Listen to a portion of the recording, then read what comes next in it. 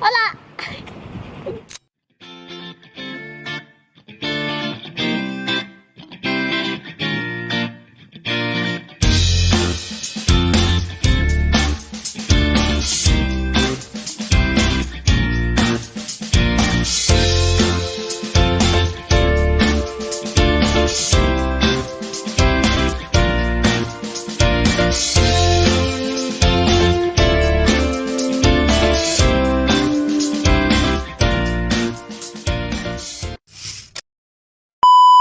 Hai, baik lagi bersama aku nih. Oke, hari ini aku mau jelasin sedikit tentang pentingnya komunikasi publik bagi tenaga IT. Pentingnya komunikasi publik bagi tenaga IT. Bisa dikelihatan kan? Oh, kelihatan. Jadi dalam sebuah organisasi atau sebuah perusahaan terdapat banyak karyawan yang beragam sifatnya.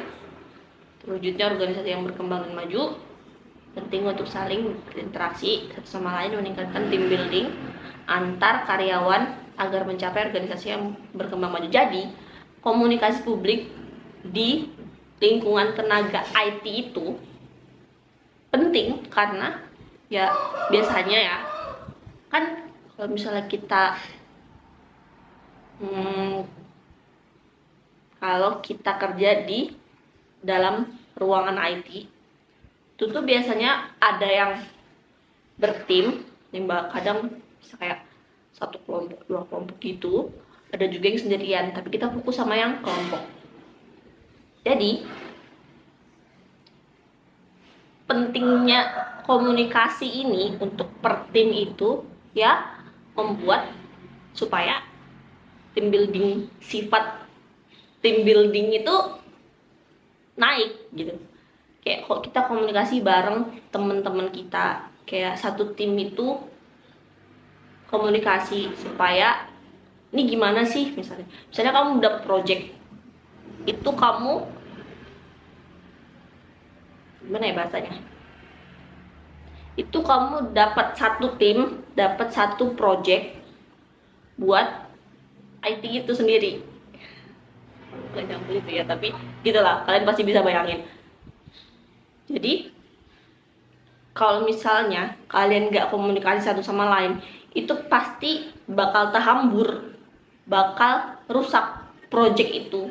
Makanya disitu pentingnya komunikasi publik. Tujuannya, kalau di sini di PPT-nya itu tujuan umum dari komunikasi publik yang paling utama adalah memberikan informasi kepada sejumlah besar orang mengenai organisasi, misalnya mengenai aktivitas-aktivitas organisasi dan hasil produksi organisasi. Ya, itu tadi.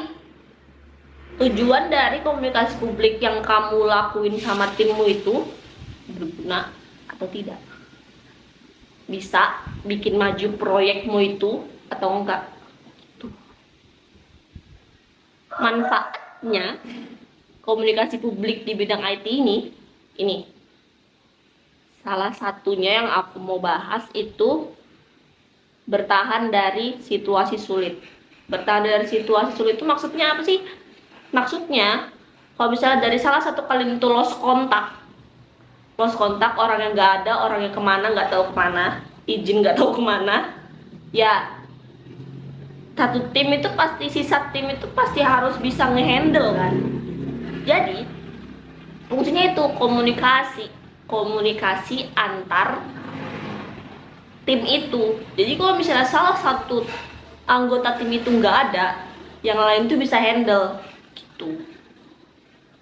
Itu salah satu manfaatnya yang aku bisa jelasin. Kalau yang lain termasuk juga. Nah, buat caranya meningkatkan cara komunikasi kamu bareng tim kamu itu ini.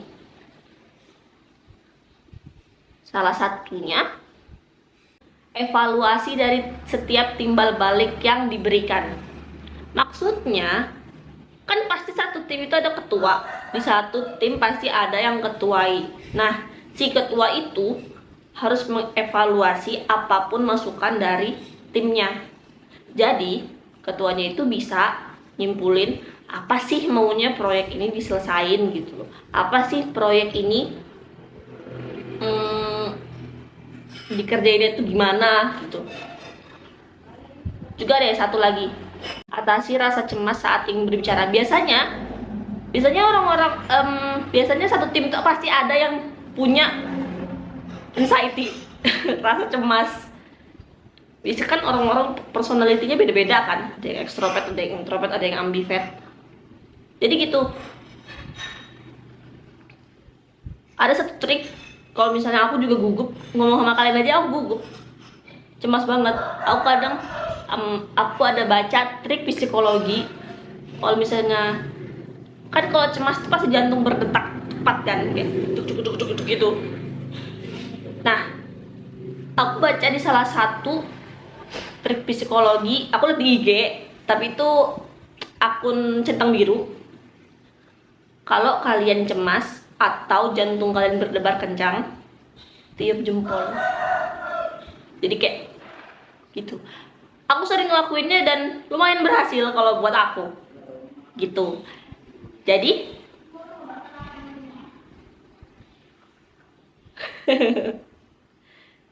jadi ya, atasi rasa cemas kamu. Banyak kok.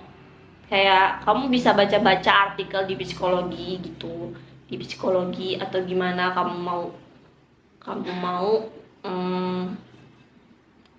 kayak trik-trik life hack buat mengatasi cemas kamu, kan banyak tuh. Kamu bisa baca di situ.